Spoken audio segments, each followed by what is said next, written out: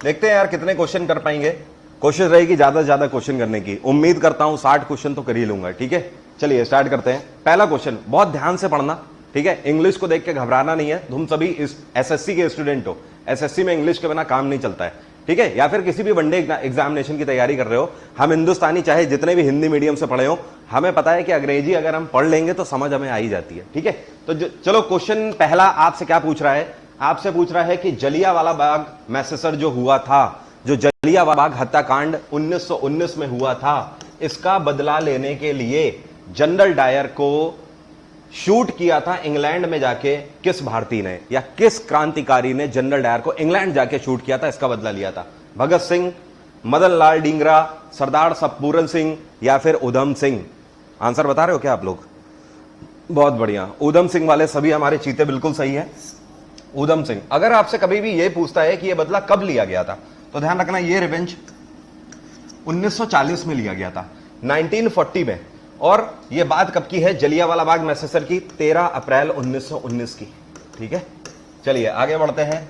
अगला क्वेश्चन है, which river crosses the equator twice? आपसे कह रहा है ये कौन सी नदी है जो कि इक्वेटर को 2 बार क्रॉस करती है, मतलब इक्वेटर वाली जो हमारी अर्थ में लाइन दिखती है उसको 2 बार कौन सी नदी क्रॉस करती है? ध्यान रखिएगा, ये क्वेश्चन कई बार पूछा जा चुका है सीजीएल में। ये है कांगो नदी। कांगो रिवर 2 बार इक्वेटर को क्रॉस करती है। ओके, चलिए अच्छा एक क्वेश्चन मेरी तरफ से आपके लिए। आप में से कौन बता सकता है भारत में ऐसी कौन सी नदी है जो कि अमरकंटक की पहाड़ियों से निकलती है और अरब सागर में जाके गिरती है? चलो बताओ मुझे, जल्दी से आंसर करो। मैंने बोला भारत में कौन सी नदी है जो कि अमरकंटक की पहाड़ियों से निकलती है और अरब सागर में जाके गिरती है? आंसर करो जरा जल्दी से, जल्दी आंसर करो फटाक से। शिरीन, अशोक, आंसर सही है, बहुत बढ़िया बहुत बढ़िया। ये है नर्मदा नदी। जिन लोगों को नहीं पता है वो लोग इधर देखें। भारत और भारत का ये वाला हिस्सा मध्य प्रदेश, मध्य प्रदेश में अमरकंटक की पहाड़ियां पड़ती हैं। इन पहाड़ियों से नर्मदा नदी निकलती है और इस तरीके से महाराष्ट्र को हल्का सा नीचे टच करेगी, ऊपर आएगी, गुजरात को टच करेगी और अरेबियन सी में जाके गिर जाएगी। तो मैं इसी की बात कर रहा था, समझने वाले तुरंत समझ गए थे। अगला क्वेश्चन है, विच one is the largest state of India area wise? आपसे कह रहा है भारत में ऐसा कौन सा राज्य है जो कि एरिया वाइज सबसे बड़ा है? देखो आज की डेट में आप लोग ध्यान रखो, इस क्वेश्चन को चाहे किसी भी तरीके से पूछे, सबसे बड़ा एरिया राजस्थान का है, ठीक है, नंबर 1 पे। नंबर 2 पे सबसे बड़ा एरिया किसका है? मध्य प्रदेश का है। नंबर 3 पे सबसे बड़ा एरिया किसका है? महाराष्ट्र का है।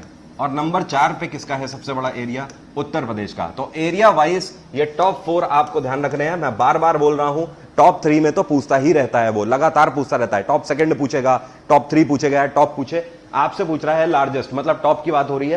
राजस्थान हमारा सटीक आंसर है, ठीक है। इसमें प्रायोरिटी देखें तो नंबर 1, नंबर 2, नंबर 3 और नंबर 4। अगला क्वेश्चन है, Myanmar was separated from India in which year? Myanmar जो कि कभी भारत का हिस्सा हुआ करता था, म्यांमार भारत से पृथक कब हुआ, भारत से अलग कब हुआ म्यांमार? ऑप्शन आपके सामने है, 1919, 1925, 1935 या फिर 1945। विच one is the correct answer? जरा देखें कितने लोग सही आंसर कर रहे हैं, फटाक से बताइए मुझे।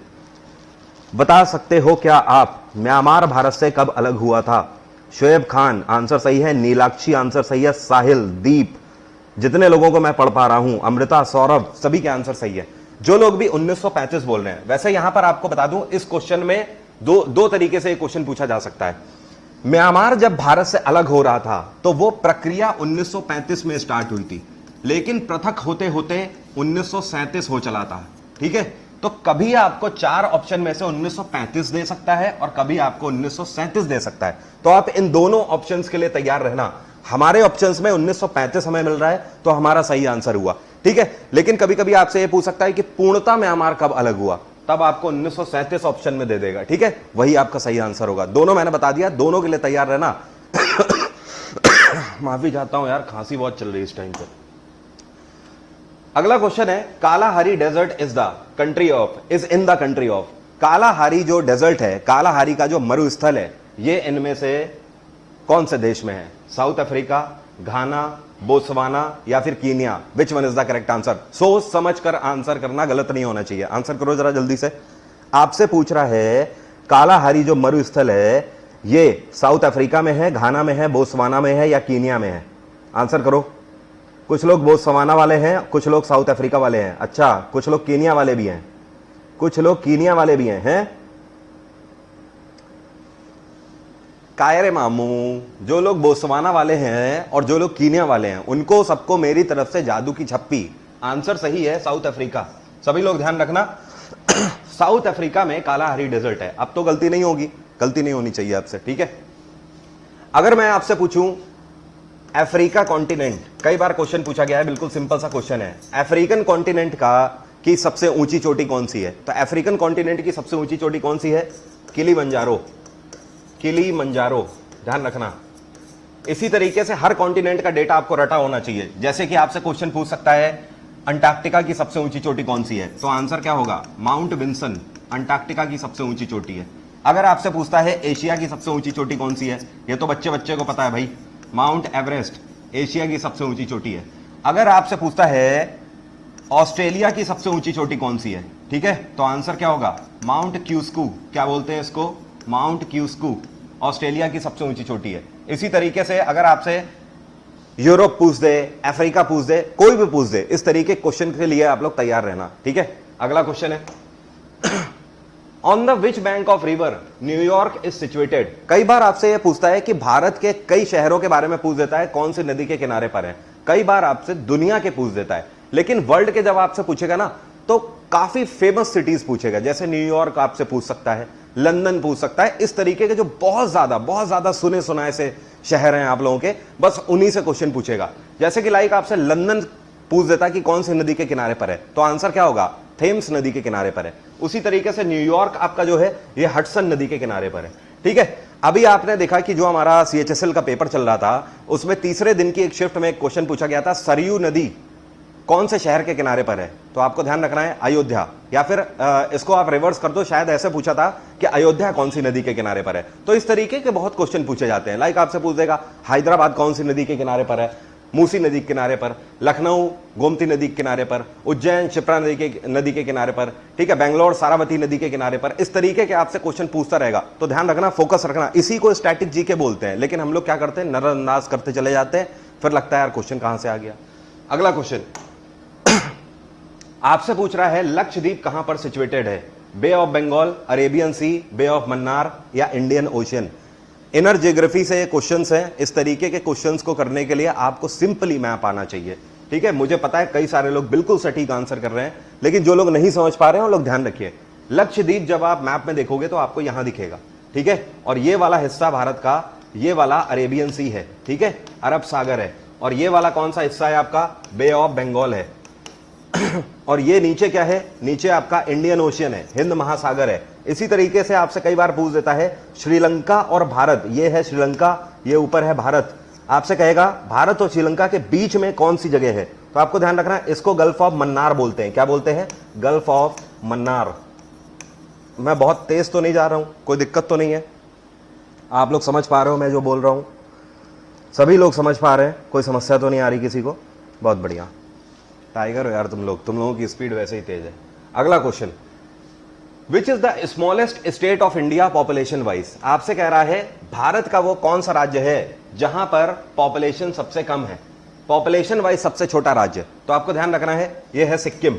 सिक्किम में पॉपुलेशन सबसे कम है। अब देखो यहां पर 4 तरीके के क्वेश्चन आपके सामने लाता हूं मैं।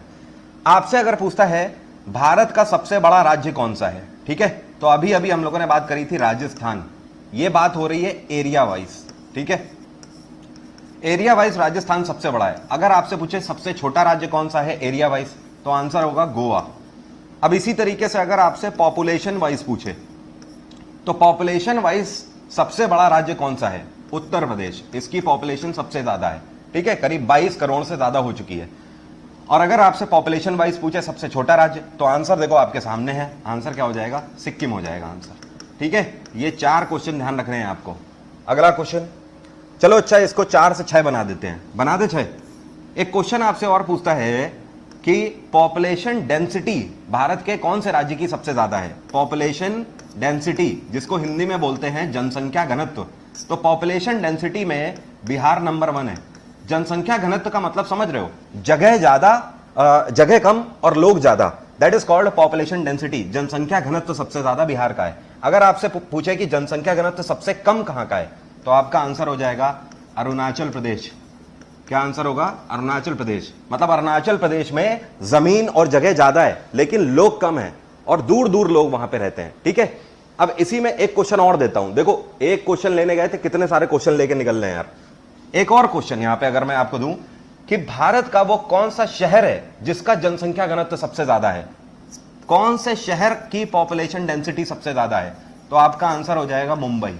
मुंबई शहर की पॉपुलेशन डेंसिटी सबसे ज्यादा है। एक क्वेश्चन और दे दूं मुफ्त में, चलो इसी को और आगे बढ़ा दो। अगर आपसे पूछे पूरी दुनिया में ऐसा कौन सा शहर है जिसकी पॉपुलेशन डेंसिटी सबसे ज्यादा है, तो फिर से आपका आंसर क्या हो जाएगा? मुंबई।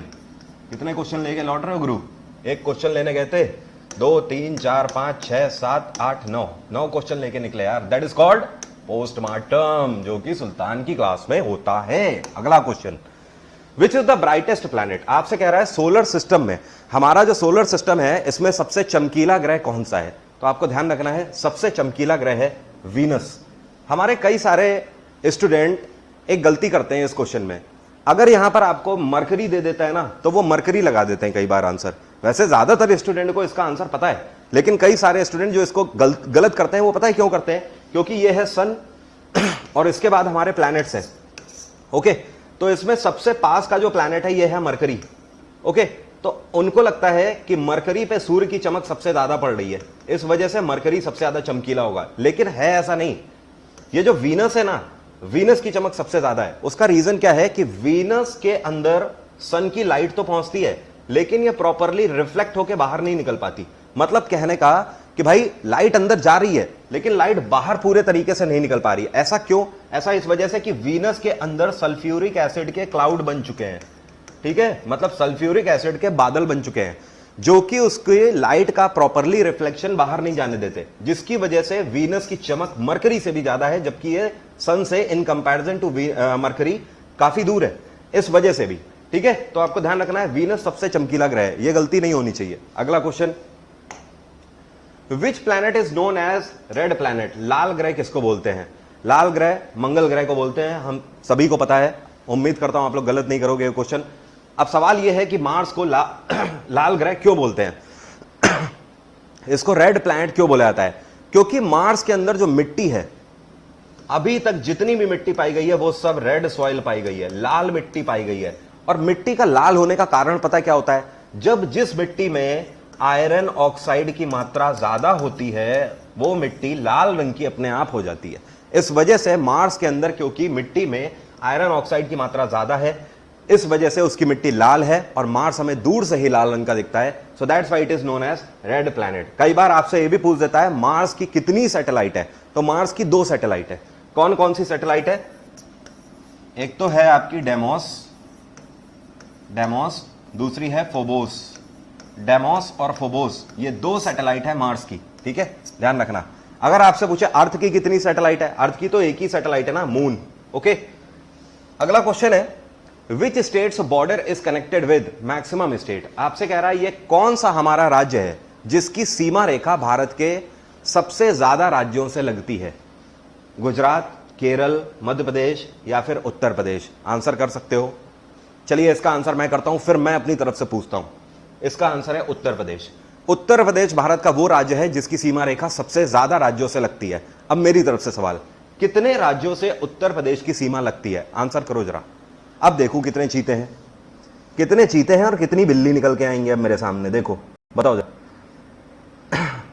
मैंने अभी पूछा उत्तर प्रदेश की सीमा रेखा कितने राज्यों से मिलती है, ये बताओ।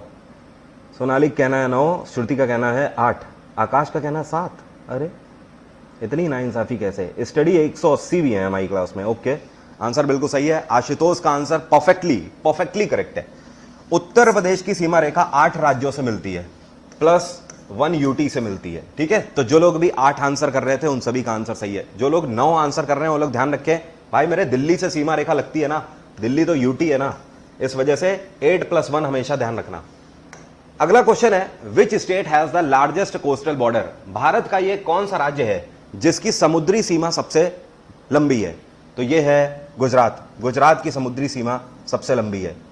ओके, अगला क्वेश्चन। अच्छा, अगर मैं बोलूं पूरी दुनिया में ये कौन सा देश है, पूरी दुनिया में ये कौन सा कंट्री है जिसकी सीमा रेखा सबसे लंबी है? तो आपको ध्यान रखना है, आंसर क्या होगा? कनाडा। कनाडा पूरी दुनिया में वो देश है जिसकी सीमा रेखा सबसे बड़ी है। अगला question, which of the following is the chemical name of heavy water? आपसे कह रहा है भारी जल का केमिकल नाम क्या है? भारी जल को साइंटिफिक टर्म में क्या बोलते हैं? Deuterium oxide, heavy hydrogen oxide, hydrogen oxide, या फिर ड्यूटेरियम डाइऑक्साइड? आंसर करो जरा, आंसर करो जल्दी से। मेगा कहना है ड्यूटेरियम ऑक्साइड, आंचल का कहना है अच्छा कनाडा। अच्छा वो अभी पिछले वाले क्वेश्चन में है इसमें ज्यादातर लोग या तो फर्स्ट आंसर कर रहे हैं या तो फोर्थ आंसर कर रहे हैं, ठीक है? ध्यान रखना, हैवी वाटर का जो केमिकल नेम है ये है ड्यूटेरियम ऑक्साइड, ठीक है? अब गलती नहीं होनी चाहिए, ड्यूटेरियम डाई लगा दोगे वो हैवी वाटर नहीं रहेगा भाई, डाई फॉर्मूला लगाओगे, हैवी वाटर नहीं रह जाएगा वो।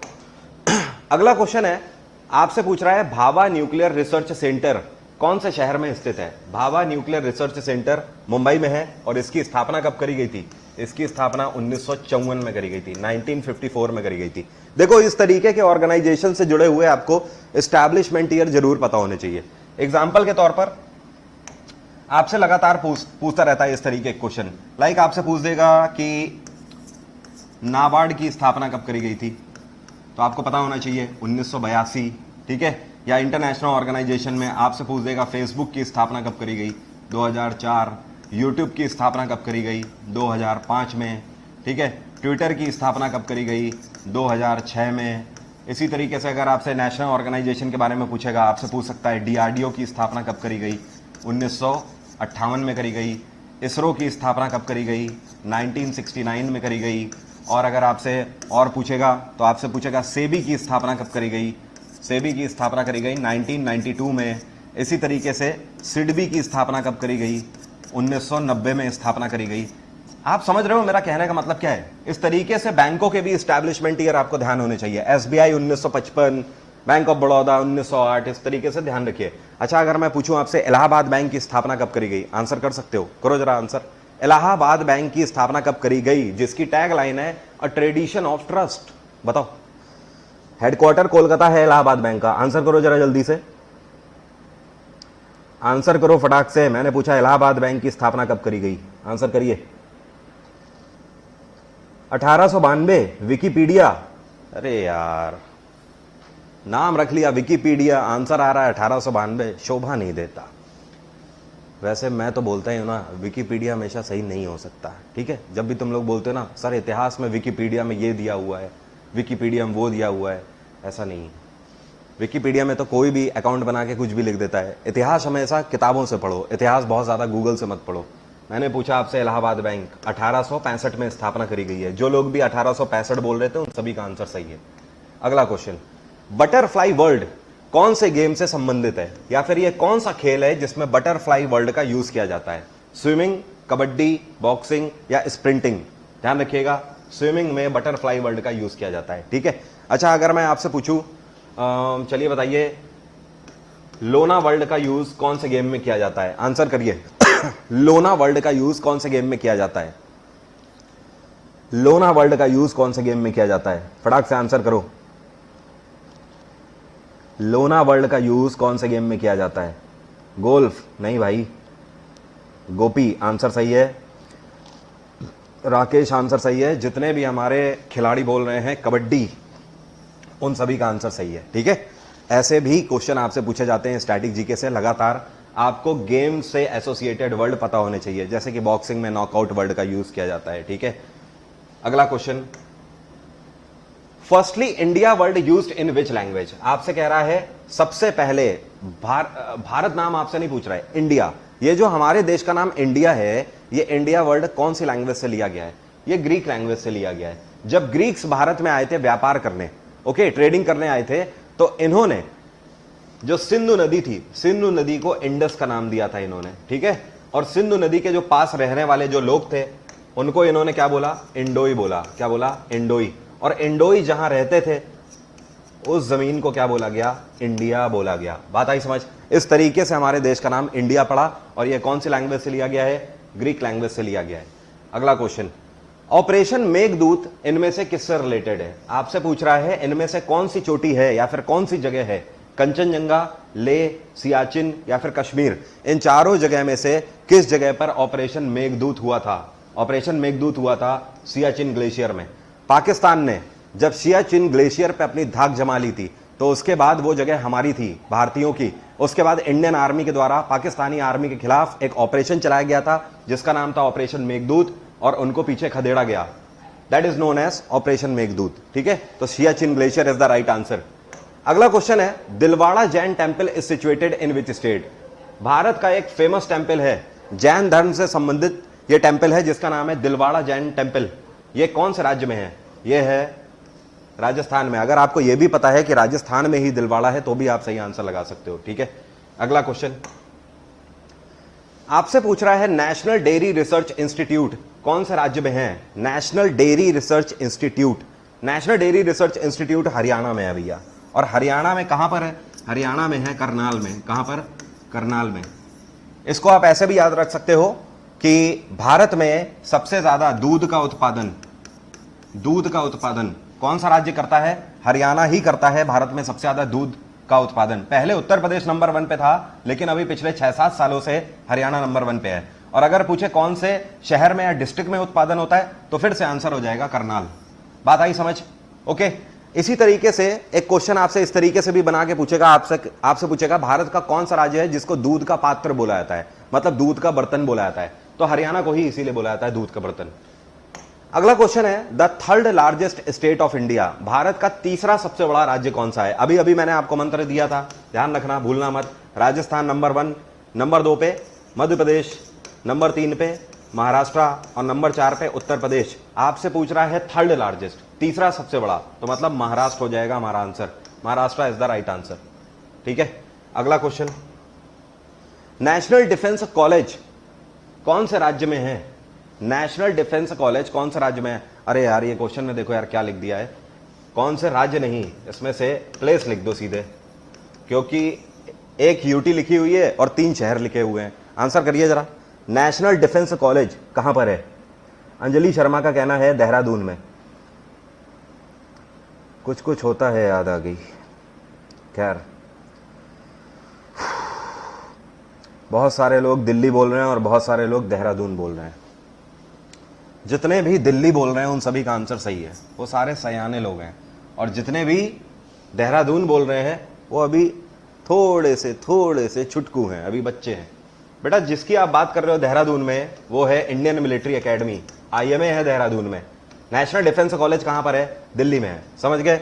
अब भूलोगे तो नहीं। इसी तरीके से इंडियन एयरफोर्स एकेडमी, ये कहां पर है? ये है हैदराबाद में। इसी तरीके से आपसे पूछेगा इंडियन नेवल एकेडमी कहां है? इंडियन नेवल एकेडमी है कोची में। ठीक है, सरदार वल्लभ भाई पटेल एकेडमी, ये कहां पर है? ये भी हैदराबाद में है। ये वही एकेडमी है जहां पर IPS ट्रेनिंग होती है, सरदार वल्लभ भाई पटेल एकेडमी। ठीक है, तो इस तरीके से ध्यान रखिए इन्हें भी। अगला क्वेश्चन है हमारा, which country is known as पीत आतंक? अच्छा क्वेश्चन है, जरा आंसर करो। क्या आप बता सकते हो ये कौन सा देश है दुनिया का जिसे पीत आतंक के नाम से जाना जाता है? आंसर करो जरा, देखूं कितने लोग सही आंसर बता पा रहे हैं। आंसर करिए जल्दी से। कौन सा देश है जिसको पीत आतंक के नाम से जाना जाता है? धीरज कुमार लगातार 4 आंसर करते हुए। राहुल रंगा आंसर सही है। दोनों के आंसर सही हैं भाई, जो लोग भी जापान बोल रहे हैं उन सभी का आंसर सही है। ठीक है, और जापान को पीत आतंक पता है क्यों बोला जाता है? दुनिया का वो देश है जापान जहां पर सबसे ज्यादा नेचुरल डिजास्टर आते हैं, जहां पर सबसे ज्यादा भूकंप आते हैं, जहां पर सबसे ज्यादा फ्लड आते हैं। बात आ गई समझ? यहां पर सबसे ज्यादा फ्लड भी आते हैं, तूफान भी आते हैं, यहां पर ही सबसे ज्यादा अर्थक्वेक भी आते हैं। इस वजह से जापान को पीत आतंक के नाम से जाना जाता है। ओके, लेकिन काबिले तारीफ बात यह है कि जापान इतनी सारी मुश्किलें होने के बाद भी दुनिया के सामने ऐसे डट के खड़ा हुआ है। समझ गए? सेम, तो इंस्पिरेशन लो जापान से, और किसी देश से मत लो इंस्पिरेशन। जापान आपके सामने एरिया वाइज भी आपको ये दिखाता है कि कंट्री एरिया वाइज भी कितना छोटा है, कितना परेशान रहता है, उसके बाद भी आप देखो टेक्नोलॉजी में हुकूमत करता है पूरे वर्ल्ड पे। अगला question, Palam air force base is situated in? Palam air force base कहां पर है? ये दिल्ली में है आपका। दिल्ली में इंडियन एयरफोर्स का जो बेस है उसी को पालम एयरफोर्स बेस बोला जाता है। एक मूवी आई थी उरी द सर्जिकल स्ट्राइक, उसमें शूटिंग करी गई है इसी पे, पालम एयरफोर्स बेस पे। अगला क्वेश्चन है, धन्वंतरी अवार्ड कौन से फील्ड में दिया जाता है? क्या बता सकते हो धन्वंतरी अवार्ड कौन से फील्ड में दिया जाता है? आंसर करो। साइंस में, डिफेंस में, लिटरेचर में या मेडिकल में? मोहब्बत का दर्द बड़ा जानलेवा होता है पूजा जी, हमने तो आपको माफ किया, लेकिन अगली बार अगर इंसान का जन्म मिले तो मोहब्बत जरा सोच समझ कर करिएगा। आंसर करो जरा, जल्दी आंसर करो, फटाक से आंसर करो। कुछ लोग मेडिकल बोल रहे हैं, कुछ लोग लिटरेचर वाले भी हैं। अच्छा अच्छा अच्छा अच्छा। करण गुप्ता का कहना है यूपीएससी के लिए क्लास स्टार्ट कर दीजिए सर। बेटा एसएससी से ही टाइम नहीं मिल पा रहा है, हमारे एसएससी वाले स्टूडेंट का क्या होगा? इन छोटे मोटे मेरे बिल्कुल गोलू से मोटू मोटू गोलू गोलू इन बच्चों का क्या होगा जो इतनी मोहब्बत करते हैं, इतना प्यार देते हैं। एसएससी वाले स्टूडेंट को यार छोड़ने का मन ही नहीं करता। इतने साल अब हो चुके हैं, एक फैमिली बन चुकी है। तो समस्या बस वही है कि यार यूपीएससी पढ़ाऊँ भी तो पढ़ाऊँ कैसे? यार एसएससी वाले स्टूडेंट फिर छूटते हैं, वो समस्या हो जाएगी। इनको नहीं छोड़ सकता बीच मझधार में। ध्यान रखिएगा, मेडिकल फील्ड में दिया जाता है, ठीक है? जो लोग मेडिकल बोल रहे हैं सभी का आंसर सही है, धन्वंतरी अवार्ड। मेडिकल में भी कभी आपसे अगर पूछे कि कौन से ट्रैक में दिया जाता है तो आयुर्वेदा में, आयुर्वेदा में, ठीक है? अगला क्वेश्चन। अच्छा, आयुर्वेदा से याद आया, हमारा जो मंत्रालय है एक आयुष मंत्रालय भारत सरकार के द्वारा बनाया गया है। इसमें आयुष का फुल फॉर्म तो सबको पता है ना? A for Ayurveda, Y for Unani, Y for yoga, U for Unani, S for Siddha and H for homeopathy. ये फुल फॉर्म ध्यान रखिएगा आयुष मंत्रालय का, ठीक है? अगला question, which state is the highest producer of cardamom? Bharat का यह कौन सा राज्य है जहां पर इलायची का सबसे ज्यादा उत्पादन होता है? यह है केरल राज्य। इसको ए कर लीजिए, केरल राज्य। केरल में सबसे ज्यादा इलायची का उत्पादन किया जाता है। केरल को गार्डन ऑफ स्पाइसेस के नाम से भी जाना जाता है, मसालों का बागीचा इसको बोला जाता है। अगला question, second smallest state of India. आपसे पूछ रहा है, अब आपसे लार्जेस्ट नहीं पूछ रहा है, अब आपसे स्मॉलेस्ट पूछ रहा है। मतलब सबसे छोटा राज्य तो मैंने आपको बता दिया था, गोवा नंबर 1 पे है सबसे छोटा राज्य। लेकिन अब बताइए सेकंड स्मॉलेस्ट स्टेट, गोवा के बाद सबसे छोटा राज्य कौन सा है? आंसर करो जरा, गोवा के बाद सबसे छोटा राज्य कौन सा है? कुछ लोग त्रिपुरा बोल रहे हैं और कुछ लोग आंसर कर रहे हैं दमन एंड दीव। बेटा जो लोग दमन एंड दीव कर रहे हैं उनको बता दूं, आपको ये नहीं पता कि दमन एंड दीव स्टेट है या यूटी है। आपसे पूछ रहा है सेकंड स्मॉलेस्ट स्टेट, आपके सामने वैसे ही आंसर लिखा हुआ है। अगर आप एलिमिनेशन प्रोसेस के थ्रू भी जाते हो तो आप वैसे ही इनको एलिमिनेट कर सकते हो स्टेट देखकर।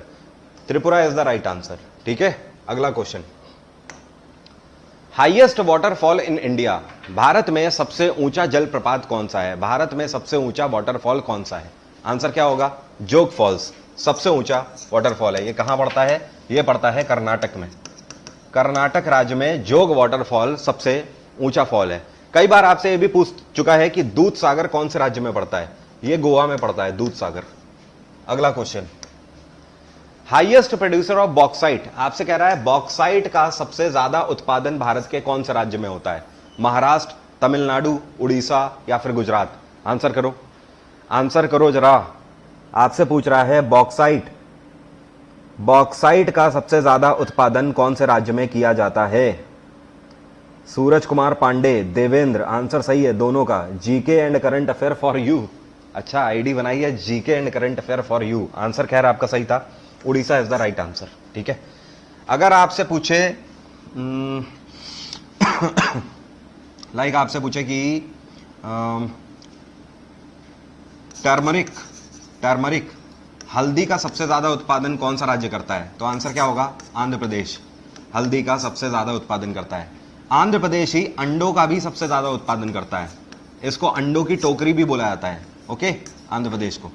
अगला क्वेश्चन है, we found music's concept from which Veda. आपसे कह रहा है म्यूजिक मतलब संगीत, संगीत के बारे में हमें हमारे कौन से वेद से पता लगता है? ऋग्वेद, अथर्ववेद, सामवेद या फिर यजुर्वेद? आंसर करो। चारों वेद में से किस वेद से संगीत के बारे में पता लगता है? बिल्कुल सही, सा से संगीत, सा से संगीत और सा से सामवेद। सीधा सा कंसेप्ट है, एस एस ध्यान रखना। इसी में कई बार आपसे पूछता है कि हमें मंत्रास के बारे में कहां से पता लगता है? मंत्र के बारे में, मंत्रों के बारे में, मंत्रास चैंट के बारे में ऋग्वेद से पता लगता है। अथर्ववेद से हमें किसके बारे में पता लगता है? ब्लैक मैजिक के बारे में, ब्लैक मैजिक, ओके, चमत्कारी शक्तियां, जादू, टोटका टोना, ये सब हमें अथर्ववेद से पता लगता है। और यजुर्वेद से हमें पोइट्रीज के बारे में पता लगता है, पोइट्रीज के बारे में, साथ में एसेस के बारे में भी पता लगता है, जिसको हिंदी में बोलते हैं गद्य और पद्य। ठीक है, गद्य का मतलब होता है ऐसे राइटिंग और पद्य का मतलब होता है पोइट्री राइटिंग। ओके, अगला question, highest silver producer Bharat का कौन सा राज्य है? भारत के कौन से राज्य में सबसे ज्यादा चांदी का उत्पादन किया जाता है? अगर पूरी दुनिया में पूछे तो आपका आंसर होगा मैक्सिको। पूरी दुनिया में मैक्सिको वो देश है जहां पर चांदी का उत्पादन सबसे ज्यादा किया जाता है। लेकिन अगर राज्य पूछ रहा है तो आंसर है राजस्थान। और राजस्थान में भी कौन सा शहर? तो आपको ध्यान रखना है उदयपुर, उदयपुर। डेटा अभी बदल चुका है, पहले राजस्थान के अंदर खेतड़ी नाम का एक डिस्ट्रिक्ट है, वहां पर चांदी का उत्पादन सबसे ज्यादा होता था। लेकिन अभी खेतड़ी नंबर 1 है कॉपर में, कॉपर का उत्पादन सबसे ज्यादा खेतड़ी में किया जाता है राजस्थान में। उदयपुर में चांदी का उत्पादन किया जाता है। अगला क्वेश्चन है, which is the warmest month of north west mountain area? North west mountain area का मतलब समझ रहे हो, यह है Bharat, north, south, west, east. तो नॉर्थ वेस्ट आपसे पूछ रहा है, मतलब ये इधर राजस्थान हो गया, गुजरात हो गया, ठीक है, इधर आपसे पूछ रहा है इस वाले एरिया में सबसे गर्म महीना कौन सा होता है? पूरे साल में सबसे गर्म महीना होता है, आने वाला है अगला महीना, मई का महीना सबसे ज्यादा गर्म होता है। ठीक है, नॉर्थ वेस्ट में। अगला question, Indian rail academy, Indian national rail academy Bharat में कहां पर है? वडोदरा, नागपुर, एर्नाकुलम या Ahmedabad? Indian national rail academy Vadodara में है। जितने भी रेलवेज में रिक्रूट होते हैं, जितने भी अधिकारी हैं, उन सब की ट्रेनिंग यहीं पर होती है, वडोदरा में, नेशनल रेल एकेडमी में। और रेलवे के हमारे इस टाइम पे चेयरपर्सन कौन है? ये है सुनीत शर्मा। क्या नाम है? सुनीत शर्मा। आप में से कौन बता सकता है साल 2020 का engineer of the year award किसको दिया गया है? Engineer of the year award, answer करो जरा। साल 2020 का, अभी 2021 की शुरुआत में जनवरी के महीने में engineer of the year award किसको दिया गया? करंट अफेयर से क्वेश्चन पूछ लिया मैंने आपसे, आंसर करो, जल्दी करो आंसर। बहुत बढ़िया, वीके यादव, बिल्कुल ट्रैक पे चल रहे हो तुम लोग, बिल्कुल ट्रैक पे चल रहे हो। रेलवे के पहले सीईओ और सुनीत शर्मा से पहले जो चेयरपर्सन थे उनका नाम था विनोद कुमार यादव। वीके यादव को इंजीनियर ऑफ द ईयर 2020 दिया गया है। अगला क्वेश्चन है, warmest month of south India, दक्षिण भारत का सबसे गर्म महीना कौन सा है? दक्षिण भारत, यहां पर ह्यूमिड होता है ना, दक्षिण भारत का सबसे गर्म महीना अप्रैल होता है, जो अभी चल रहा है, यही सबसे गर्म महीना है दक्षिण भारत का। अगला क्वेश्चन आपसे कह रहा है, which god's name maximum time written in Vedas? जो हमारे वेद हैं, वेदों में इनमें से कौन से भगवान हैं या कौन से देवता हैं जिनका नाम सबसे ज्यादा बार लिखा हुआ है? बता सकते हो? जल्दी से आंसर करो जरा। वेदों में कौन से देवता का नाम सबसे ज्यादा बार आया हुआ है? जल्दी से आंसर करिए भाई, प्लीज आंसर करिए, प्लीज।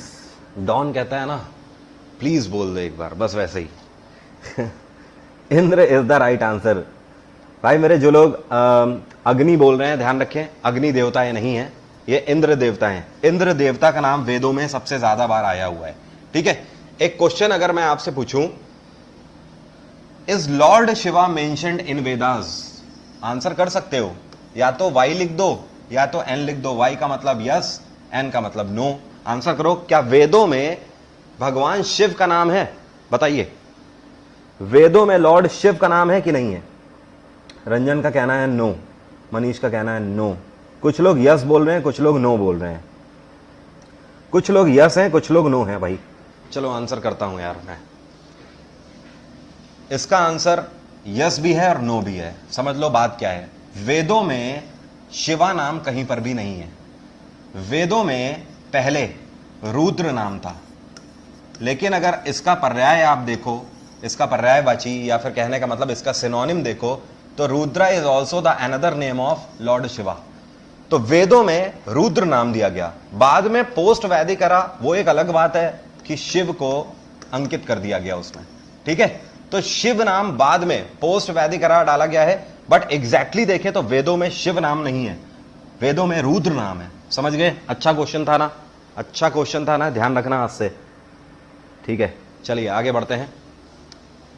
अगला क्वेश्चन है टेरेस गार्डन कहां पर है? टेरेस गार्डन श्रीनगर, चंडीगढ़, शिमला या बेंगलोर? टेरेस गार्डन चंडीगढ़ में है। इसी तरीके से चंडीगढ़ में और भी गार्डन है, जैसे आपसे पूछेगा रोज गार्डन कहां है, तो वो भी चंडीगढ़ में है। टेरेस गार्डन कहां है? वो भी चंडीगढ़ में है। एक और गार्डन क्या आप बता सकते हो? चंडीगढ़ का एक और गार्डन बता दीजिए जो कि काफी फेमस है, आंसर करो, कोई भी बता सकता है। चंडीगढ़ का ये कौन सा गार्डन है जो कि इन दोनों गार्डन के अलावा फेमस है? नहीं बता पाए आप लोग। रॉक गार्डन है। इतनी देर में तो आंसर आ जाना चाहिए। रॉक गार्डन ये भी चंडीगढ़ में है। एक क्वेश्चन आपसे और पूछता है, आपसे पूछेगा भारत का एक कौन सा शहर है जिसको गार्डन ऑफ सिटीज बोला जाता है, सॉरी सिटी ऑफ गार्डन बोला जाता है, ठीक है। तो आंसर क्या होगा? चंडीगढ़। चंडीगढ़ को ही सिटी ऑफ गार्डन बोला जाता है। कुछ लोग यहां पर मुझसे ये बोलते हैं कि सर वो तो बेंगलोर को बोला जाता है। बेंगलोर को सिटी ऑफ गार्डन नहीं बोला जाता बेटा, बेंगलोर को ग्रीन सिटी बोला जाता है। क्या बोला जाता है? Green city. वहां की हरियाली की वजह से उसको ग्रीन सिटी बोला जाता है। बेंगलोर को इलेक्ट्रॉनिक सिटी भी बोला जाता है। लेकिन जब आपसे पूछे सिटी ऑफ गार्डन तो आंसर होगा चंडीगढ़। अगला question, where is the source of Surma river? Bharat में एक नदी है जिसका नाम है सूरमा। सूरमा नदी कहां से निकलती है? त्रिपुरा, उत्तराखंड, मणिपुर या इनमें से कहीं से भी नहीं? आंसर करो। भारत में सूरमा नदी कहां से निकलती है? जल्दी से आंसर करो प्लीज प्लीज। आज मैं डॉन की तरह बोल रहा हूं, प्लीज प्लीज बताइए। कुछ लोग मणिपुर वाले हैं, कुछ लोग उत्तराखंड वाले हैं, कुछ त्रिपुरा वाले भी हैं, मतलब बहुमत नहीं आ रहा है इस क्वेश्चन पे। Manipur is the right answer. Map उठा के देखना, गूगल करके देखना, आपको पता लग जाएगा। मणिपुर की पहाड़ियों से सूरमा नदी निकलती है, ठीक है। अब गलती नहीं होनी चाहिए। अगला question, national ocean science institution Bharat के कौन से राज्य में है? National ocean science institution Goa राज्य में है। कहां पर? गोवा राज्य में। आप में से कोई बता सकता है ये कौन सा साल था जब गोवा भारत का प्रॉपरली स्टेट बना? पहले ये टेरिटरी हुआ करता था, लेकिन गोवा भारत का राज्य कब बना बता सकते हो? चलिए मैं बताता हूं। 1987 में गोवा भारत का अभिन्न अंग बन गया था, मतलब राज्य बन गया था। उससे पहले ये सिर्फ टेरिटरी हुआ करता था। अगर पूछा जाए गोवा आजाद कब हुआ? 1961 में पोर्चुगीज मतलब पुर्तगाली इसको छोड़कर गए थे, तब से ये 1987 तक भारत की टेरिटरी रहा है। 1987 से इसको प्रॉपर स्टेट का दर्जा मिल गया है। इस पे एक और क्वेश्चन पूछा जाता है कि गोवा भारत का कौन सा राज्य बना था? गोवा भारत का 25वां राज्य बना था, 25th स्टेट बना था। अगला क्वेश्चन, अच्छा बताओ मुझे ए 16th, बी 15th और सी 14th एंड डी 13th। अब क्वेश्चन सुनो, ए बी सी डी में आंसर करना। प्रेसिडेंट रामनाथ कोविंद भारत के कौन से राष्ट्रपति हैं? आंसर करो जरा। प्रेसिडेंट रामनाथ कोविंद भारत के कौन से राष्ट्रपति हैं? जल्दी आंसर करो। अभी देखना कितने गर्त में दिखेंगे, कितने पानी में हो अभी पता लग जाएगा। आधे निकलेंगे इसमें समस्या के साथ। बहुत बढ़िया। राजलक्ष्मी का कहना है 16, सोनाली का कहना है 15, नवदीप का कहना है 14। और नवदीप की आंखें देखिए कैसे एकदम चमक रही हैं, क्योंकि इनको पता है इनका आंसर सही है। 14 is the right answer. 14th president है। भाई मेरे इतनी दयनीय स्थिति अगर रहेगी ना तो इंस्पेक्टर तो छोड़ो, एमटीएस भी ना निकलने वाला है, समस्या हो जाएगी, ठीक है। बड़ा भाई हूं मैं, अगर कुछ कहूं बुरा लग जाए तो बुरा मानना नहीं, झाड़ के चल देना बस ऐसे ही कि बड़े भाई ने तो बोला है, ठीक है यार, बेशरम बन जाओ मेरे आगे, मेरी सुनने की थोड़ी आदत डाल लो, क्योंकि ये चीजें आपको बताती हैं कि थोड़ी सी मुश्किल में हो, ठीक है, चीजें थोड़ी सी सही करो, ओके, तभी वहां पे निकलेगा पेपर। उन 25 क्वेश्चन में अगर आपके बेसिक्स क्लियर हैं बेटा तो मैं बोल रहा हूं आप 16 से 20 क्वेश्चन बहुत आराम से कर सकते हो। बाकी तो मेरे पास ऐसे ऐसे भी सूरमा है जो कि 22-22 23-23 भी ठोक के आते हैं, वो एक अलग बात है। लेकिन बेसिक्स क्लियर कर लो यार, 16 से 20 के आसपास क्वेश्चन बहुत आराम से निकल जाएंगे। ठीक है, इनको बोलते हैं बेसिक्स क्लियर करना। हमें पता ही नहीं है यार कि हमारे राष्ट्रपति कौन से हैं, ठीक है, ये समस्या में डाल सकता है। अगला question, which planet is known as sister planet of the earth. आपसे कह रहा है पृथ्वी की जुड़वा बहन किस प्लैनेट को बोलते हैं। पृथ्वी की जुड़वा बहन बोलते हैं किसको, बताइए। मैं बताता हूं, वीनस को बोलते हैं। क्यों बोलते हैं? क्योंकि वीनस जो है, जो शुक्र ग्रह है और हमारी पृथ्वी है, दोनों का आकार लगभग बराबर है। इस वजह से सिस्टर प्लैनेट या जुड़वा ग्रह भी इसको बोला जाता है पृथ्वी का। एक चीज और, वीनस को ही हम लोग मॉर्निंग स्टार भी बोलते हैं। क्या बोलते हैं? Morning star. और वीनस को ही हम लोग इवनिंग स्टार भी बोलते हैं, इवनिंग एंड मॉर्निंग स्टार। अगला question, which river is known as south Ganga. बहुत बढ़िया क्वेश्चन आपके सामने है। आपसे पूछ रहा है दक्षिण गंगा के नाम से कौन सी नदी को जाना जाता है। दक्षिण गंगा के नाम से हम लोग कावेरी को जानते हैं। कावेरी की लोकेशन क्या है इधर समझना, ये 3 मेन नदी हैं साउथ इंडिया की, तीनों की आपको लोकेशंस पता होनी चाहिए, एटलीस्ट नियर अबाउट भी पता होंगे ना, आपके क्वेश्चन सही होने लगेंगे। नासिक से निकल के इधर गोदावरी जाती है बे ऑफ बंगाल में, ये हो गई गोदावरी। गोदावरी के नीचे नंबर आता है कृष्णा नदी का, ये भी बे ऑफ बंगाल में गिरती है, कृष्णा। और जो ये सबसे नीचे आपकी मेन नदी है, दिस इज कावेरी, और बात इसी की हो रही है। ठीक है, तो दक्षिण गंगा इसी को बोलते हैं। अगर आपसे एक क्वेश्चन पूछता है, आपसे पूछेगा वृद्ध गंगा किसको बोलते हैं, वृद्ध गंगा मतलब ओल्ड गंगा इंग्लिश में बोला जाए, तो वो बोलते हैं गोदावरी को वृद्ध गंगा। ठीक है, अगला question, Ujjain is situated in which reverse bank. आपसे कह रहा है किस नदी के किनारे पर उज्जैन स्थित है। अभी मैं पहले ही बता चुका हूं यार, शिप्रा नदी के किनारे पर स्थित है उज्जैन।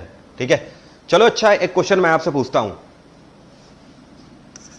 ए यूपी, बी एमपी, सी वेस्ट बंगाल और डी उड़ीसा। आपको बताना है ये जो केन नदी है, ये इनमें से कौन से राज्य में है। आंसर करो, केन नदी इनमें से कौन से राज्य में है, बताओ जल्दी से। केन नदी कौन से राज्य में है? यार अभी क्वेश्चन नहीं पूछा था और पहले ही कुछ लोग उड़ीसा बोल रहे हैं, कुछ लोग एमपी बोल रहे हैं। कसम से इतने हैवी ड्राइवर हो तुम लोग यार कि कहने ही क्या, कतई हैवी ड्राइवर, जहर एकदम जिसको बोलते हैं। क्वेश्चन तो सुन लेते हैं यार, क्वेश्चन ही नहीं मैं बोल पाया। कुछ यूपी वाले हैं, कुछ एमपी वाले हैं, अभी भी दिक्कत हो रही है। जितने भी यूपी वाले हैं उन सभी के आंसर सही है भाई। ठीक है, यूपी वाले सभी आंसर सही है। केन नदी यूपी में बहती है, और केन नदी यूपी में कौन सी नदी से मिलती है? एक नदी है केन से बड़ी नदी जिसको बेतवा नदी बोलते हैं, ये इससे मिलती है। और बेतवा किसकी ट्रिब्यूटरी है? देखो, बेतवा की ट्रिब्यूटरी केन है, और बेतवा किसकी ट्रिब्यूटरी है? बेतवा यमुना की ट्रिब्यूटरी है। और यमुना किसकी ट्रिब्यूटरी है? गंगा की ट्रिब्यूटरी है। ठीक है, तो केन मिलती है जाके बेतवा में, बेतवा मिलती है जाके यमुना में, और यमुना मिलती है गंगा में, तो पता ही है आपको। अगला question, what is the source of Mahananda river. Mahananda नदी का सोर्स क्या है? महानंदा नदी कहां से निकलती है? चलो इसका आंसर आप ही लोग करो, जल्दी बताओ। महानंदा नदी कहां से निकलती है? प्लीज, आज डॉन बोल रहा है आपसे, आंसर करिए। Darjeeling mountain ranges. ज्यादातर लोगों के आंसर सही हैं। ठीक है, ज्यादातर लोगों के आंसर सही हैं। महानंदा रिवर जो है ये दार्जिलिंग की पहाड़ियों से निकलती है। अगला question, gateway of India was established in which year. Gateway of India जो है इसकी स्थापना कौन से साल में करी गई थी? 1936, 1882, 1867 या 1924? आपको पता है गेटवे ऑफ इंडिया कहां है? मुंबई में, जिसके आगे हर कोई जाके फोटो खिंचाता है, सेल्फी लेता है, फिर फेसबुक में अपलोड कर देता है। गेटवे ऑफ इंडिया की स्थापना पता है कब करी गई थी? 1911 में, जब दिल्ली दरबार का आयोजन हुआ था। हिस्ट्री में पढ़ाता हूं ना, तब ब्रिटेन से जॉर्ज फिफ्थ को बुलाया गया था, जॉर्ज पंचम जिनको बोलते हैं हिंदी में। और जॉर्ज पंचम जब यहां पर आए थे क्वीन मेरी के साथ, रानी मैरी के साथ, तब इन्होंने बंबई को विजिट किया था। उस टाइम पे बंबई था। जब इन्होंने बॉम्बे को विजिट किया तो वहां पर इन्होंने गेटवे ऑफ इंडिया की स्थापना कराई थी। क्लियर? तो 1911 में इसकी फाउंडेशन रखी गई थी। और ये बन के तैयार हुआ था 1924 में। आपका आंसर आप सभी को मिल गया है, 1924 इज द राइट आंसर। अगला क्वेश्चन, कृष्णा नदी कहां पर गिरती है? आपसे कह रहा है कृष्णा नदी कहां पर एंड होती है। अभी अभी आपको बताया था ना, कृष्णा नदी ये गिरती है बे ऑफ बंगाल में, कृष्णा नदी। अगला question, which was the first Hindi language news paper published in India? चलिए आंसर करिए, बहुत बढ़िया क्वेश्चन है। इसके बाद मैं आपको 2 और क्वेश्चन इसी क्वेश्चन में दूंगा। आंसर करो जल्दी से, मुझे जल्दी बताइए। अभी हमारा एक स्टूडेंट बोल रहा है कि जॉर्ज विटेट। बिल्कुल सही है बेटा। देखो, जो ये अभी हमारे बीच में है, जो ये बोल रहे थे George Wittet, Wittet was the architect of gateway of India. Gateway of India के द्वारा, गेटवे ऑफ इंडिया विटेट के द्वारा बनाया गया था, ठीक है। लेकिन उसकी स्थापना जॉर्ज फिफ्थ के द्वारा रखी गई थी। इसका आंसर आया कि नहीं आया भाई? ज्यादातर लोगों के आंसर सही हैं। खुशी है मुझे इस बात की कि आप सभी को पता है कि भारत में लॉन्च होने वाला पहला हिंदी न्यूज़पेपर कौन सा था? ये था उदंत मार्तंड।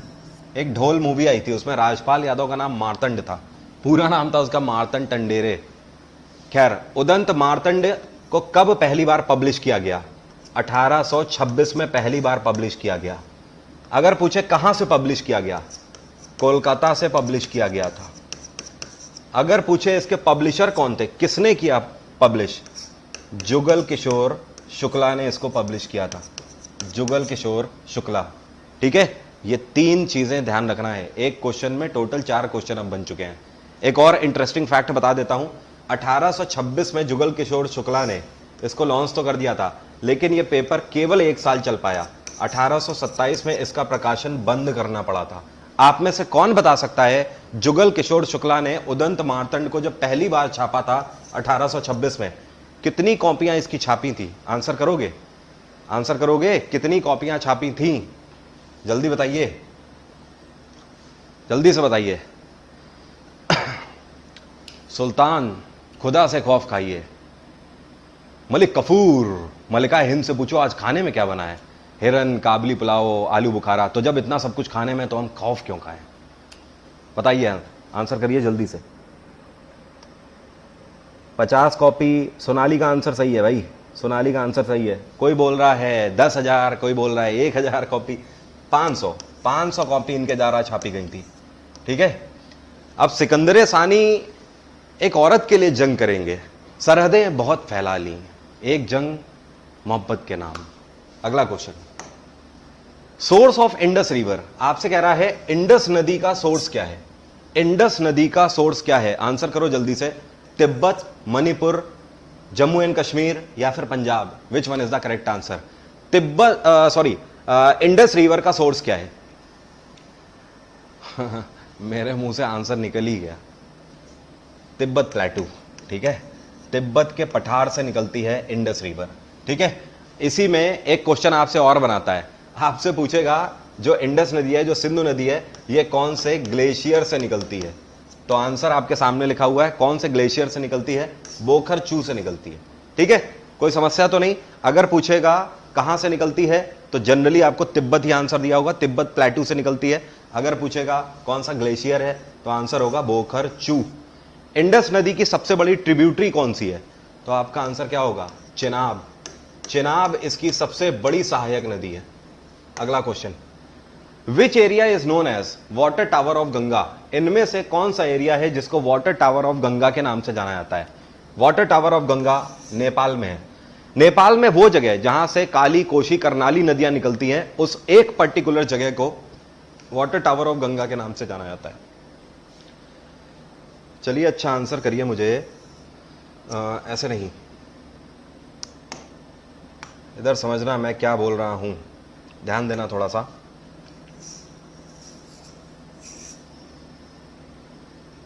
ठीक है, ऊपर वाला रीजन इधर समझना।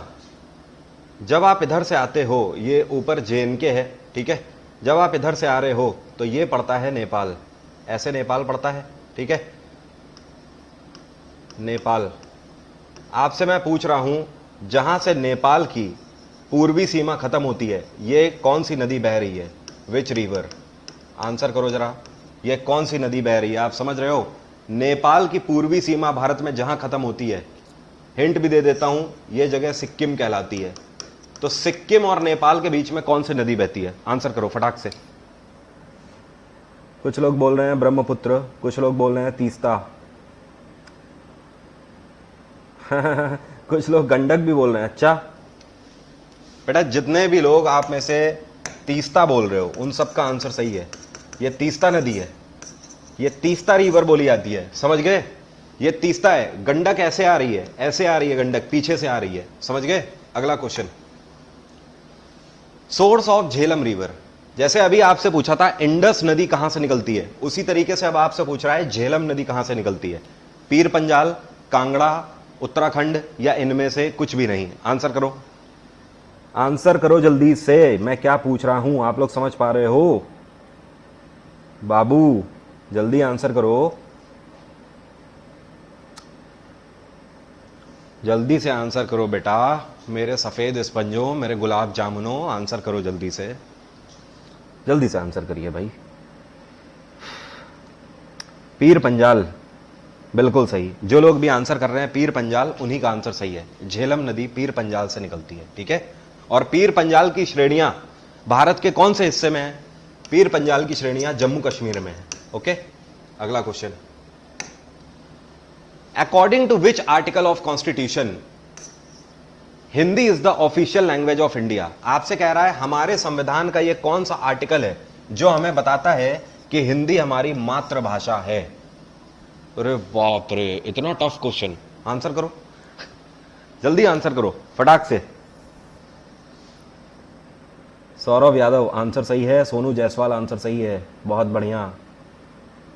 बुक्की नाम है, बुक्की नाम है आपका, बुक्की का भी आंसर सही है। गोकू भाई आंसर सही है। 343 वाले जितने भी है ना, सबके आंसर सही है भाई। आर्टिकल 343 में बताया गया है कि हमारी ऑफिशियल लैंग्वेज हिंदी है। अब समझो यहां पर, वैसे ये 343 भी, इसको अगर ऐसे लिखा होगा तो आपका आंसर आपको पता ही है। वैसे 343 का भाग 1 है जो कि हमें बताता है कि हिंदी हमारी ऑफिशियल लैंग्वेज है। एक चीज और, हिंदी को कौन सी स्क्रिप्ट में हमारी ऑफिशियल लैंग्वेज बताया गया? हिंदी की तो कई सारी स्क्रिप्ट है, इसको भी आपको ध्यान रखना है। हिंदी को देवनागरी स्क्रिप्ट में ही हमारी ऑफिशियल लैंग्वेज बताया गया है। ओके, तो अब से भूलना मत। अगला क्वेश्चन आपसे पूछ रहा है अरावली रेंज जो है ये कहां पर है? बिल्कुल बहुआ वाला क्वेश्चन है, छोटू क्वेश्चन है ये। अरावली रेंज राजस्थान में पड़ती है, ठीक है? और दुनिया की सबसे पुरानी पहाड़ियां भी इन्हें बोला जाता है, अरावली हिल्स को। अगला क्वेश्चन है which island has the highest population? इसमें कई सारे हमारे बुद्धिजीवी गच्चा खाएंगे। आंसर करो, देखते हैं कितने लोगों का आंसर सही होता है। क्वेश्चन का मतलब ये आपसे पूछ रहा है भारत का इनमें से कौन सा आइलैंड है जहां पर सबसे ज्यादा जनसंख्या निवास करती है? आंसर कर सकते हो, जल्दी बताओ।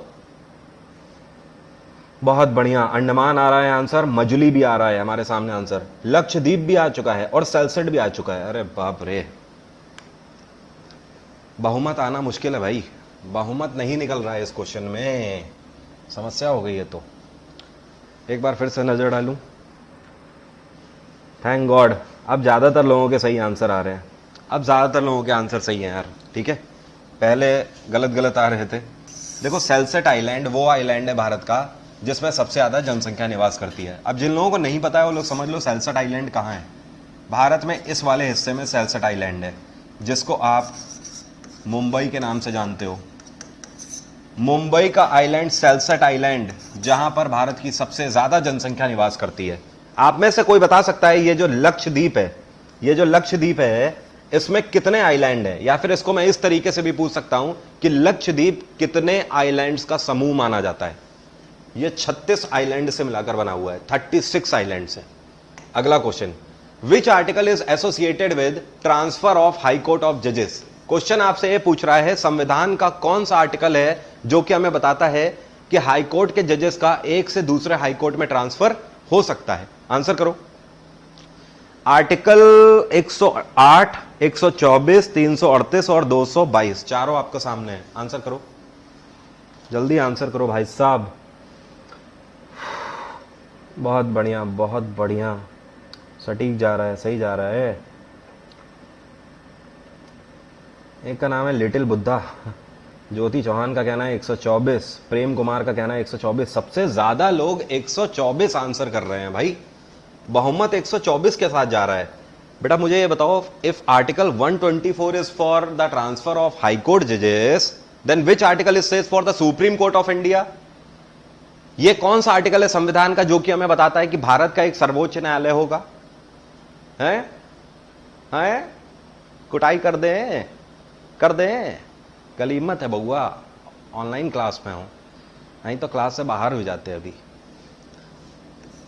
124 आर्टिकल हमें बताता है किसके बारे में? सुप्रीम कोर्ट के बारे में, ठीक है, कि भारत का एक सर्वोच्च न्यायालय होगा। 108 हमें बताता है किसके बारे में? ज्वाइंट सिटिंग के बारे में, ज्वाइंट सिटिंग ऑफ पार्लियामेंट, ठीक है, कि संसद में ज्वाइंट सिटिंग हो सकती है। मतलब ज्वाइंट सिटिंग का मतलब समझते हो? एक ऐसी मीटिंग जिसमें राज्यसभा और लोकसभा दोनों आकर बैठते हैं। 338 किसके बारे में बताता है? 338 बताता है national commission for schedule caste, national commission for SC के बारे में। 222 बताता है हाईकोर्ट जजेस के ट्रांसफर के बारे में। आर्टिकल 222 ही सही आंसर है। समझ गए? कोई समस्या तो नहीं? अगला question, highest peak of south India. आपसे कह रहा है दक्षिण भारत की सबसे ऊंची चोटी कौन सी है? यह है अनाईमुड़ी। कौन सी है? अनाईमुड़ी। इसी में एक क्वेश्चन आपसे और पूछता है जो कि आपको कंफ्यूज करता है, कई बार परेशान कर देता है क्वेश्चन। अगर आपसे पूछता है दक्षिण भारत की साउथर्न पीक कौन सी है, मतलब सबसे दक्षिणी चोटी कौन सी है? सबसे दक्षिणी, इसके बाद कोई चोटी नहीं है भारत में, खत्म, टाटा बाय बाय, हो गया। यह है यहां पर, जिसको हम महेंद्रगिरी के नाम से जानते हैं, ठीक है। तो अगर आपसे पूछता है साउथ इंडिया की सबसे ऊंची चोटी, आंसर होगा अनाईमुड़ी। अगर आपसे पूछता है सबसे दक्षिणी चोटी कौन सी है, साउथर्न, मोस्ट साउथर्न पीक, तो आंसर होगा महेंद्रगिरी। दोनों क्वेश्चन समझ गए ना? कोई समस्या नहीं होनी चाहिए। आई थिंक समझ गए होगे, बिल्कुल सिंपल है। अगला क्वेश्चन है the deepest place on earth. आपसे कह रहा है पृथ्वी का सबसे गहरा गर्त कौन सा है? पृथ्वी का सबसे गहरा गर्त है डेड सी। और डेड सी ये हिस्सा है किसका? मैरियाना ट्रेंच का। किसका? मैरियाना ट्रेंच का हिस्सा है।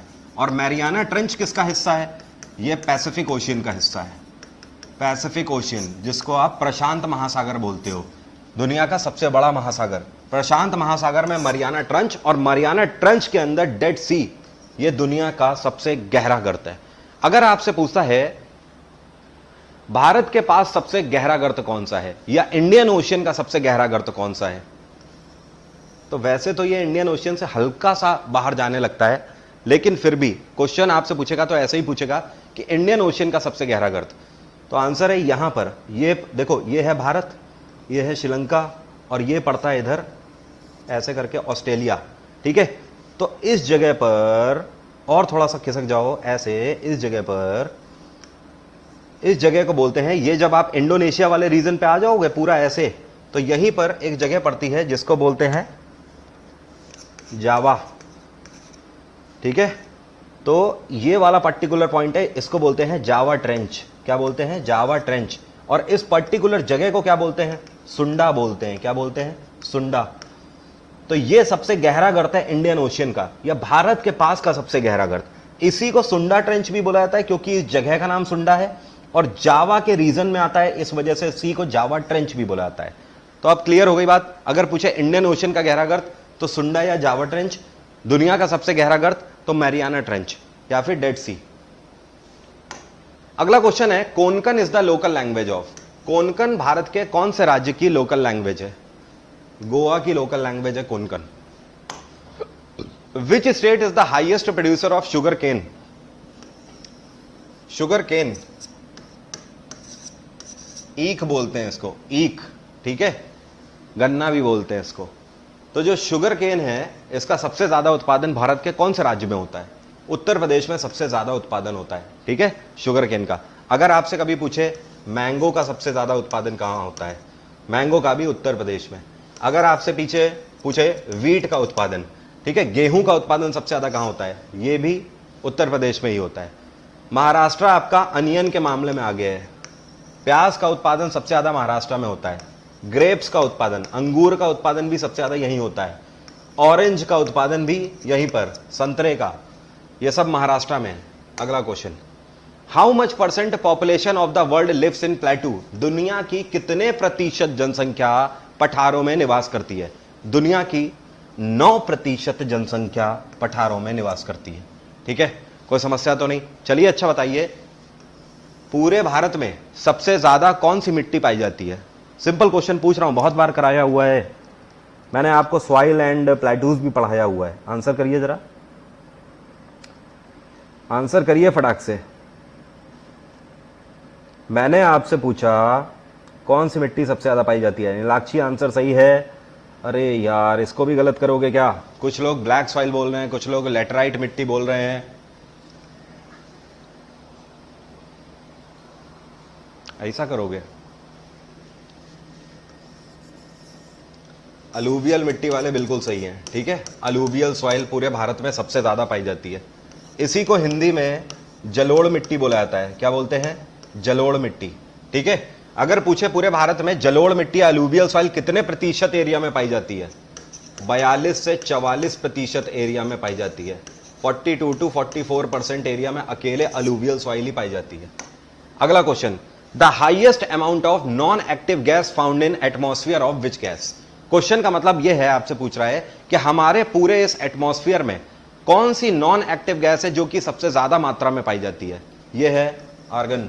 आर्गन सबसे ज्यादा पाई जाती है जो कि नॉन एक्टिव गैस है। बहुत बढ़िया क्वेश्चन आपके सामने है। आपसे पूछ रहा है बाबा भूदान की पहाड़ियां भारत के कौन से राज्य में है? तमिलनाडु, कर्नाटक, गुजरात या हिमाचल प्रदेश? आंसर करोगे या मैं कर दूं? बोलो बोलो बोलो भाई, बोलिए जल्दी से, जल्दी से बोलिए, अब तक मैं ताव दे रहा हूं। जल्दी से बताइए, बाबा भूदान की पहाड़ियां कौन से राज्य में है? अभी ठीक है, अभी ठीक है। कुछ लोग कर्नाटक बोल रहे हैं, कुछ लोग गुजरात बोल रहे हैं। बहुत बढ़िया, क्या बात है, क्या बात है। हिमाचल प्रदेश बोल रहे हैं कुछ लोग। नहीं यार, कर्नाटक वाले केवल सही हैं। इधर देखो, इधर देखो, समझना मैं क्या बोल रहा हूं, समझना। बाबा भूदान की पहाड़ियां यहां पड़ती हैं, ये कर्नाटक है। और इसी ये जो कर्नाटक एरिया है ये कहां पर बसा हुआ है? ये वेस्टर्न घाट में बसा हुआ है। इसी को सह्याद्री की पहाड़ियां भी बोला जाता है या सह्याद्री रेंज भी बोला जाता है। यहीं पर आपकी बाबा भूदान की पहाड़ियां हैं। बाबा भूदान की पहाड़ियां फेमस क्यों हैं?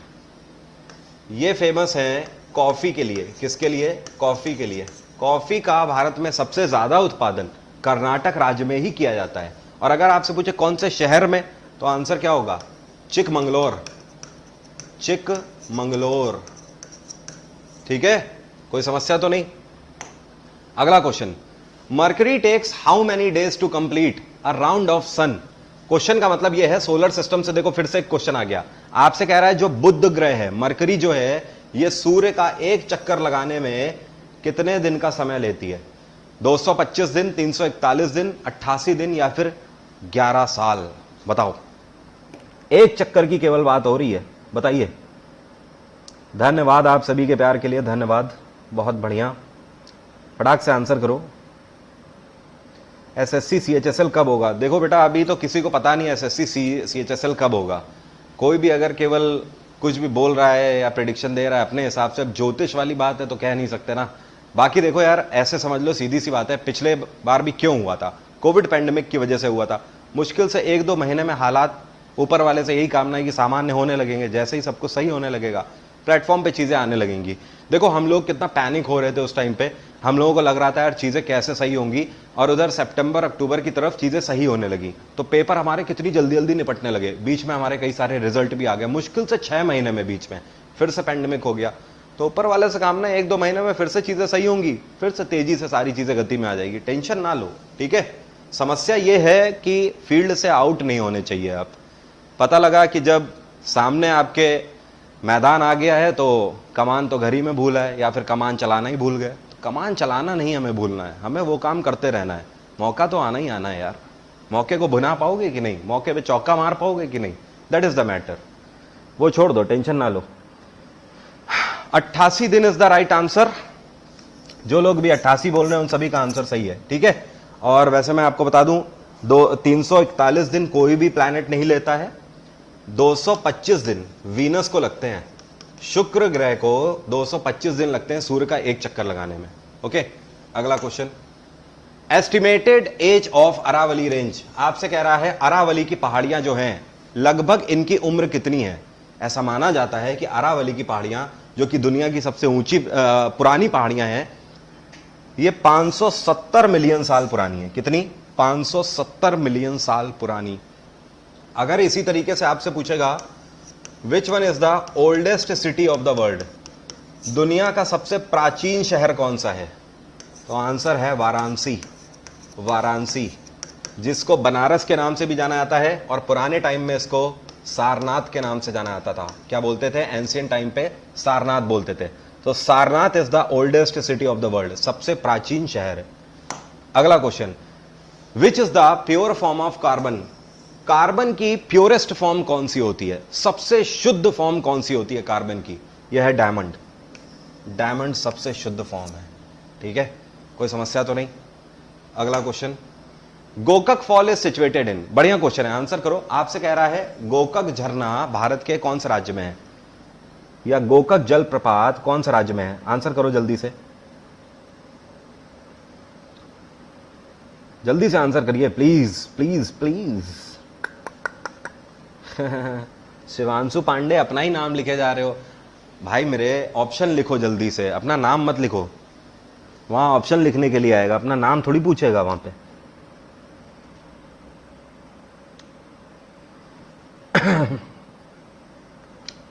कुछ लोग तमिलनाडु वाले हैं, कुछ लोग कर्नाटक वाले हैं। देखो,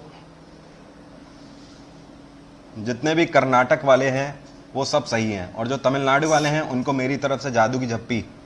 Karnataka is the right answer. Gokak fall Karnataka में पड़ता है। ठीक है, अगर आपसे पूछता है गोकक फॉल कौन सी नदी के ऊपर है, तो इसको क्या बोलते हैं? इसको बोलते हैं घाट प्रभा नदी। गोकक फॉल की हाइट कितनी है? 52 मीटर का यह झरना है, 52 मीटर इसकी हाइट है। कई बार पूछा गया क्वेश्चन है, रिपीटेड क्वेश्चन है, सीजीएल, सीएचएसएल, एमटीएस तीनों फॉर्मेट में पूछा गया है क्वेश्चन।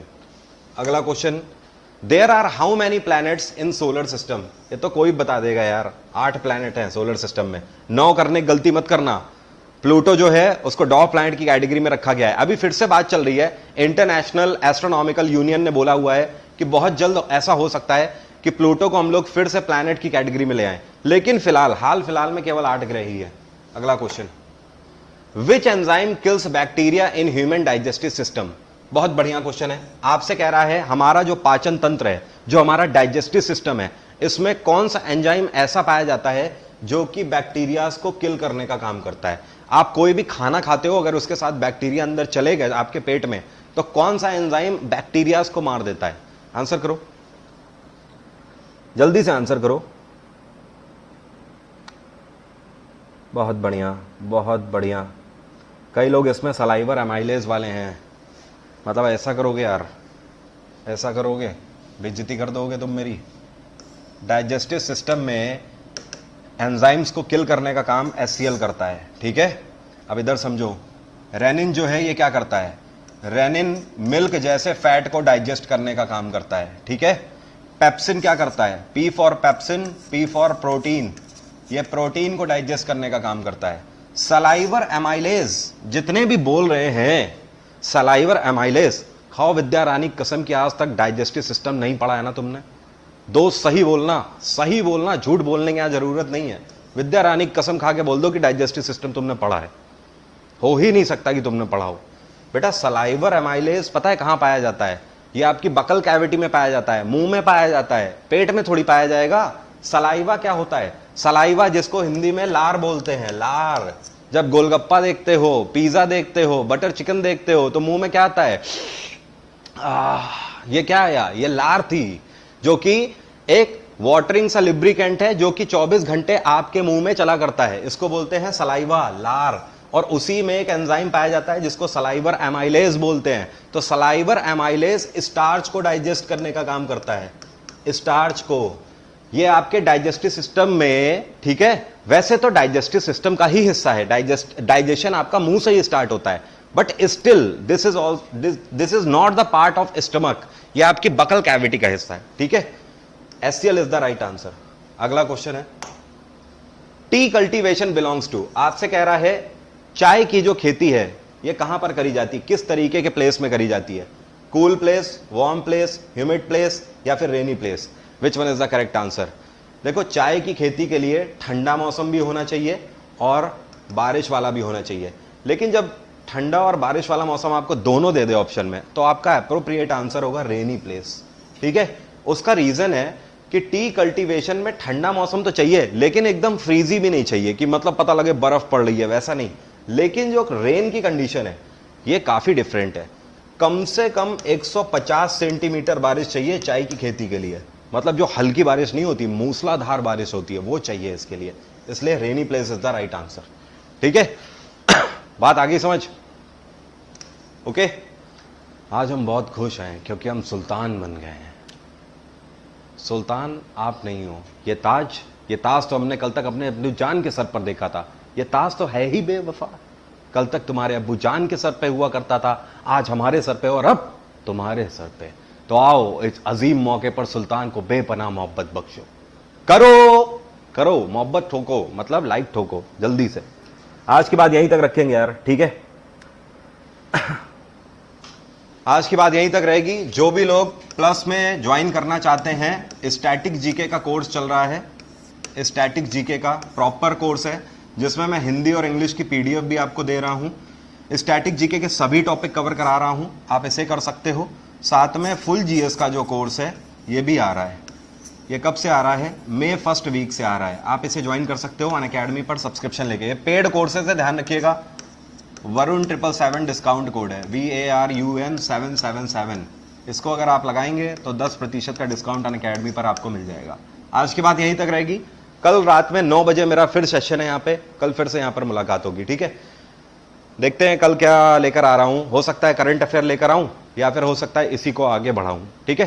तो 65 क्वेश्चन इसके हम लोग कर चुके हैं, अभी इस सीरीज के 35 क्वेश्चन बाकी है। अगर कल मैं करंट अफेयर लेके आता हूँ तो परसों इसके आगे के करा दूंगा, ठीक है? चलिए आज की बात यहीं तक। Bye everyone, take care, have a nice day. अपना ख्याल रखिए, पढ़ाई करते रहिए।